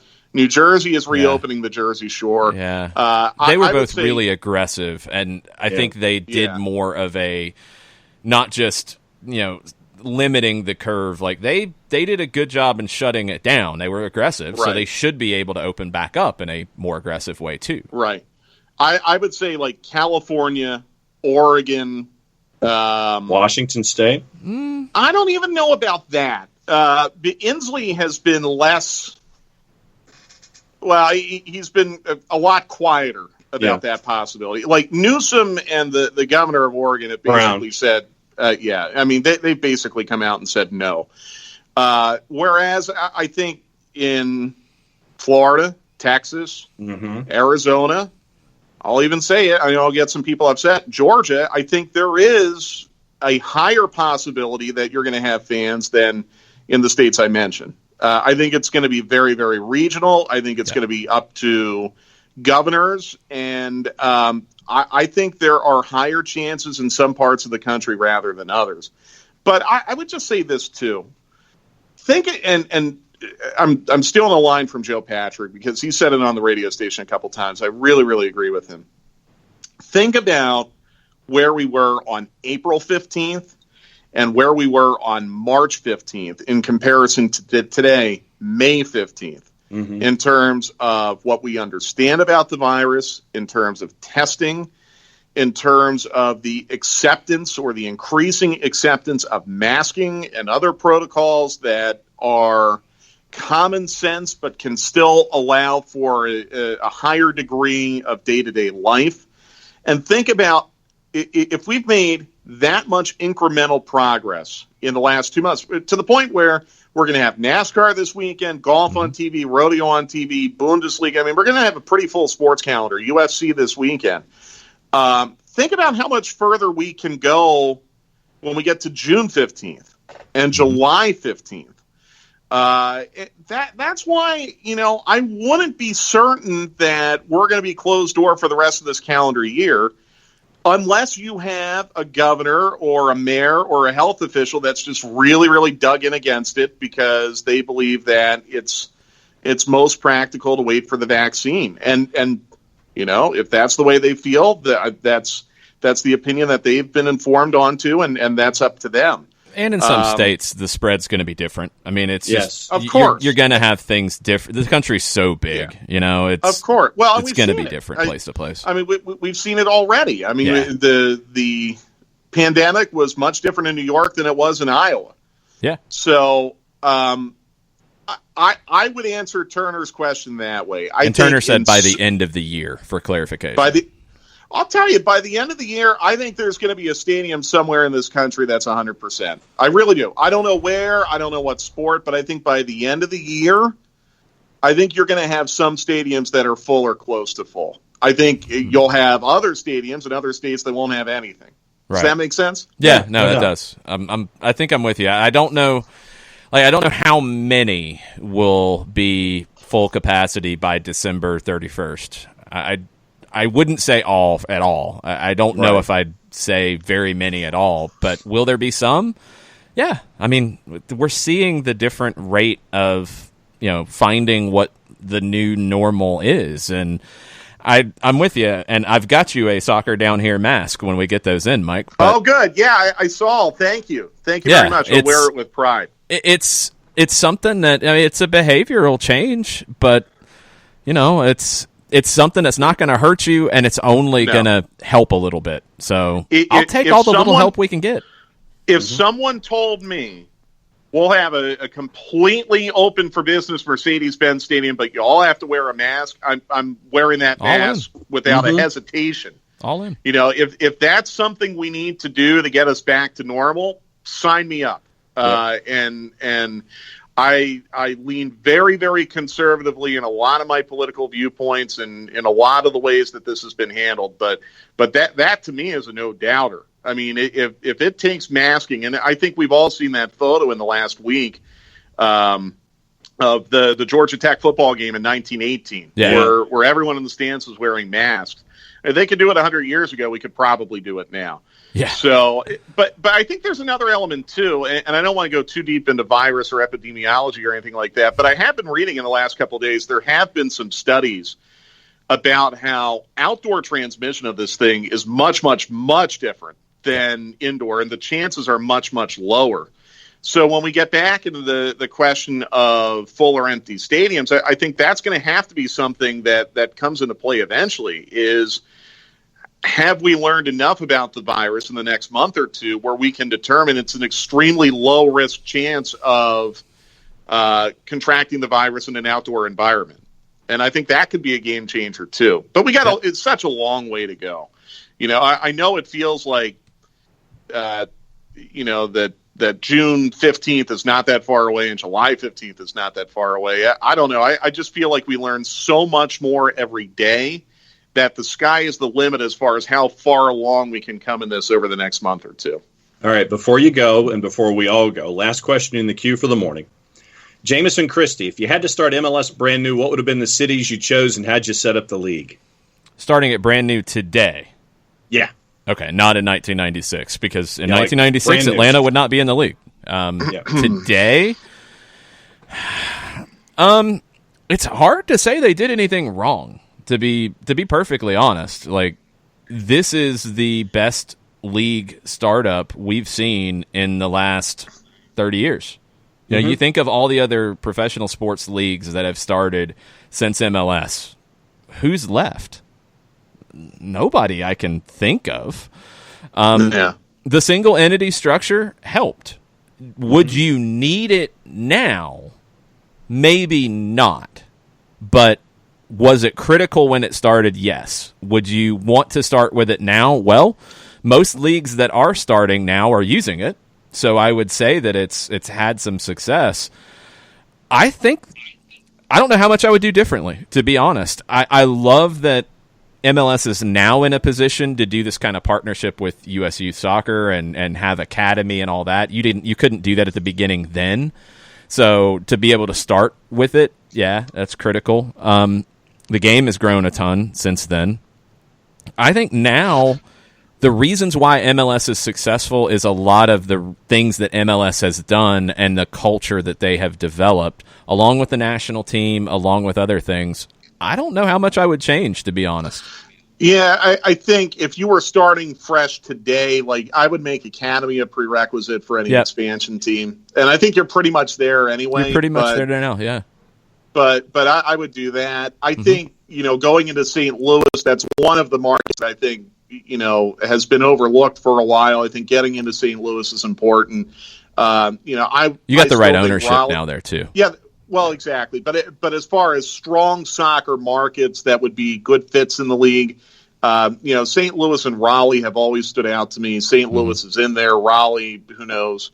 But I think, maybe I would want the league to be a tad bit smaller. Maybe I would like for the academy system across the board to be uniform and more robust. But we're in such a good place right now. And I think that's why, again, you've heard guys like Anton Walks and Fernando Meza say this week, like, we want to make this work. Yeah. We're willing to be flexible and make this work and do what we need to do to get this league back up and running, because you don't want to give back all the gains that you have made. And if you don't have a season at all this year and everyone else does, you've taken a major, major step back. Totally agree. We are officially caught up in the queue. What else is on your mind, guys? We got to give a shout-out before we go to Harry Kane. His sponsorship of Leyton Orient. Harry Kane, England national team, Tottenham striker, is paying to put, is it hospitals, health workers. There's 3 different nonprofits that he is paying to put on the front of Leyton Orient's shirt for next year. And every shirt that's sold, so on top of that, every shirt that's sold, 10% of the sale will go to that nonprofit. That's awesome for Harry Kane to do. Very, very cool. Mm-hmm. Yeah, that's your good stuff news from Harry Kane. Yes, definitely. And that was very, very cool. And if I can figure out how to pick up one of those Leyton Orient things, I will most certainly do that. I am sure you will. Mike, thanks for hanging out with us for an hour. My pleasure. Yeah, thanks for having me, guys. And we'll see where we are next week. But go Schalke. Hoffenheim. See, all Hoffenheim. I was going to say Cologne because they have a goat for a mascot, even though he won't be able to be there. They're not allowing the goat on the sidelines, like the first time since the 50s, I think. Wow. Yeah. Well, we're truly living in a new normal then. Man. All right. Thanks, everybody, for hanging out with us. We'll have more content for you later today. Some podcasts dropping later this afternoon. Mucho platiel. Mucho platiel.